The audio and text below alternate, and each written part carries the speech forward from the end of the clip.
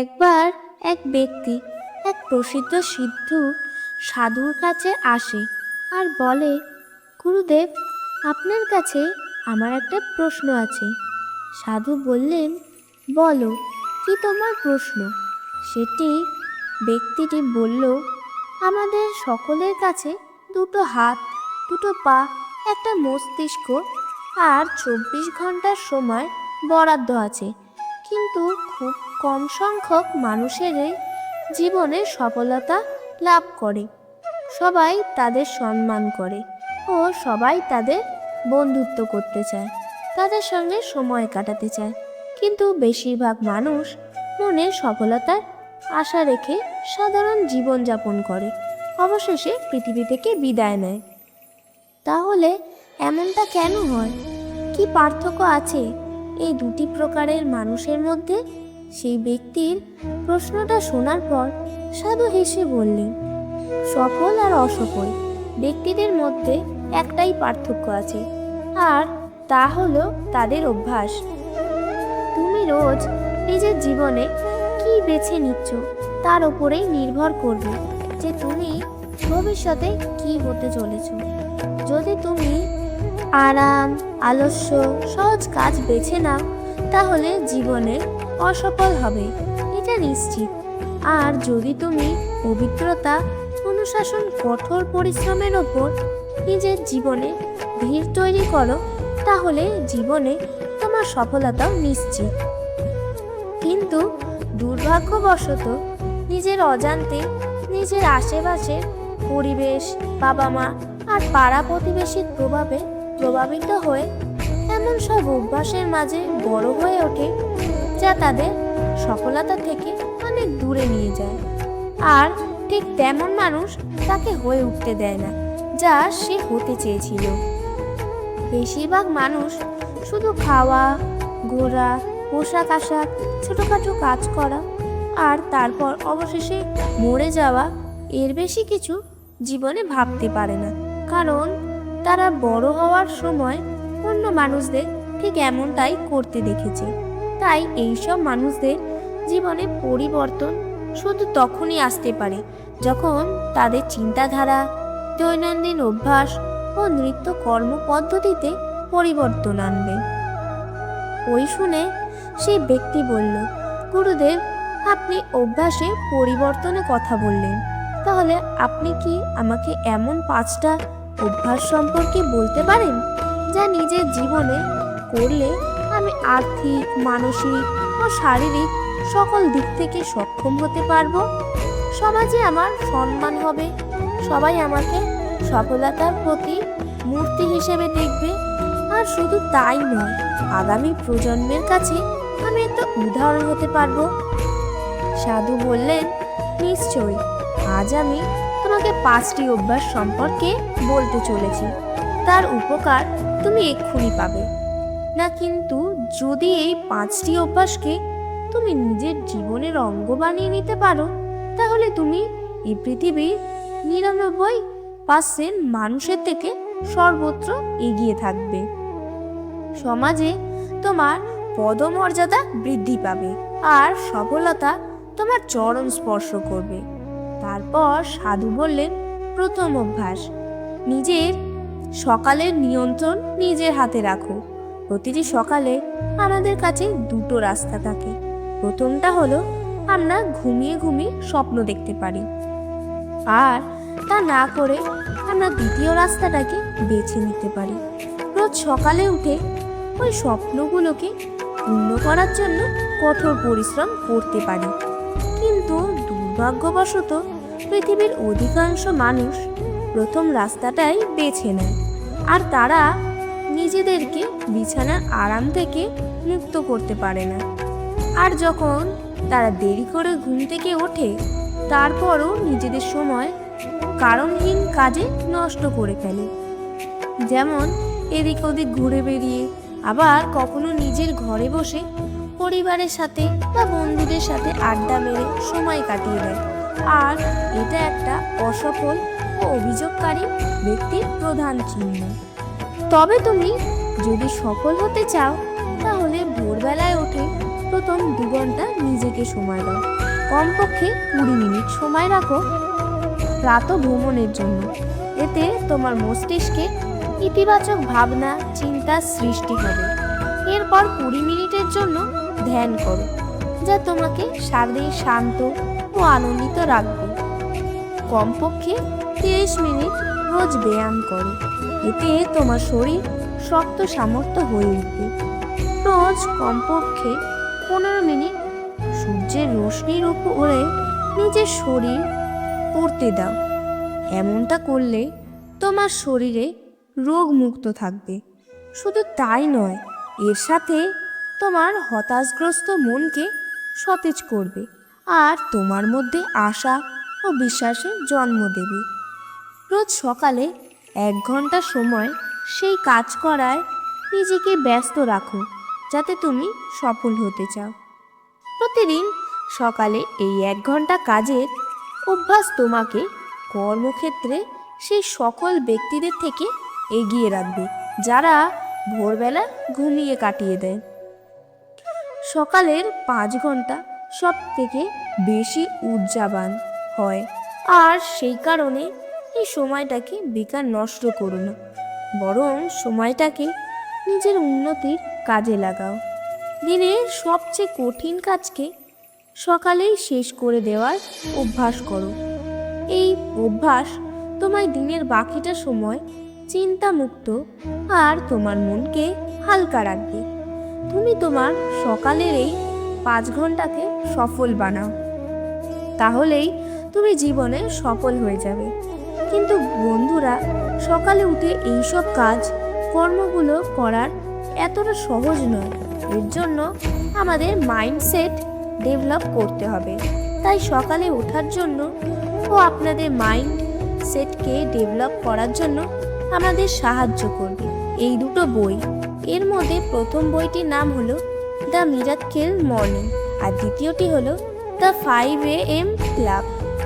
এই দুটি বই আমাদের শেখায় যে পৃথিবীর অধিকাংশ সফল ব্যক্তিদের ভোরবেলার রুটিন কেমন হয় আর কি করে আমরা এই রুটিনগুলোকে মেনে নিয়ে নিজের জীবনে পরিবর্তন আনতে পারি। দ্বিতীয় অভ্যাস হলো দ্রুত নির্ণয় নিতে শেখা। কমজোর চিন্তাধারার লোকেরা যে কোনো নির্ণয় নিতে অধিক সময় লাগায়, কিন্তু যারা উচ্চ প্রদর্শনকারী ব্যক্তি হয় তারা যে কোনো নির্ণয় খুব দ্রুত নিতে পারে আর কাজে লেগে পড়ে। দ্রুত নির্ণয় নেওয়া ব্যক্তিরা সব সময় বাকিদের থেকে এগিয়ে থাকে, কারণ কমজোর চিন্তাধারার লোকেরা যতক্ষণ একটা সমস্যা নিয়ে ভাববে আর সম্ভাব্য বিকল্পগুলোকে চিন্তা করবে, ততক্ষণে একটা দ্রুত নির্ণয় নেওয়া ব্যক্তি ততক্ষণে সিদ্ধান্ত নিয়ে পরিকল্পনার সঙ্গে কাজ শুরু করে ফেলবে এবং প্রয়োজন পড়লে পরিকল্পনার পরিবর্তন করে ফেলতে পারবে। এই জন্য দ্রুত নির্ণয় নিতে শেখো। দ্রুত নির্ণয় নেওয়া একটা খুব বড় গুণ। মুশকিল পরিস্থিতিতে 100% সঠিক হব কি না জেনে নিজের পরিকল্পনায় ভর করে সিদ্ধান্ত নিতে প্রচুর মানসিক ক্ষমতার প্রয়োজন হয়।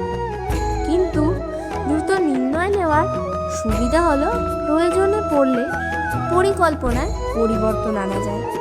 মানুষ অনেক সময় বলে পরিসংখ্যান নিয়ে এগোনো উচিত, কিন্তু অধিক পরিসংখ্যান সমস্যাও তৈরি করতে পারে। যদি তুমি অতিরিক্ত সময় ভাবনা চিন্তা করতে, পরিকল্পনা করতে আর পরিসংখ্যান বার করতে করে দাও, তাহলে এর অর্থ হলো সবচেয়ে কম সময় তুমি সেই কাজটাকে সম্পূর্ণ করার পিছনে ব্যবহার করতে পারবে। এই জন্য কোনো কাজের ক্ষেত্রে অধিক পরিসংখ্যান বার করার প্রয়োজন নেই। কিছুটা সময় নিয়ে ভেবে নাও, কিন্তু একবার ভাবার পরে বারবার পরিসংখ্যান করতে নিজের সময় নষ্ট করো না। প্রতিদিনে এমন অনেক কাজ থাকে যাতে আমাদের নির্ণয় নিতে হয়। প্রতিদিনের কাছে যত বেশি তুমি নির্ণয় নিতে শুরু করবে, তত বেশি তুমি সাবলীল হয়ে উঠতে পারবে। নিজের নির্ণয় নিজে নিতে শেখো এবং ভুল হলে সেই ভুল নির্ণয় থেকে শেখো। নিজের সময় শুধু পরিসংখ্যান বার করতে বের করে দিও না। তৃতীয়, তারপর সাধু বললেন, তৃতীয় অভ্যাস, অনুশাসনে থাকো। তোমার জীবনে অনর্থক হয়ে যাবে যদি তোমার মধ্যে অনুশাসন না থাকে। প্রতিটা মানুষ অনুশাসনের গুরুত্ব জানে, কিন্তু নিজের জীবনে তার ব্যবহার করে না। অনুশাসনে কথা বলা আর অনুশাসনকে জীবনে মেনে চলা দুটো সম্পূর্ণ আলাদা ব্যাপার। কিন্তু একটা অনুশাসনের সঙ্গে জীবন নির্বাহ করা এতটাও কঠিন নয় যতটা আমরা মনে করি। যদি তুমি নিজের প্রতি সৎ থাকতে পারো, তাহলে তুমি সেই সমস্ত কাজ করতে পারবে যা তোমার উন্নতির জন্য আসলেই করা উচিত।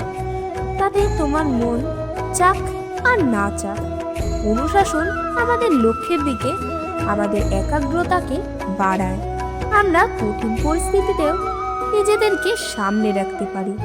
অনুশাসন আসলে একটা সুতোর মতো হয়ে থাকে, যত বেশি গোটাবে তত বেশি মজবুত হতে শুরু করবে।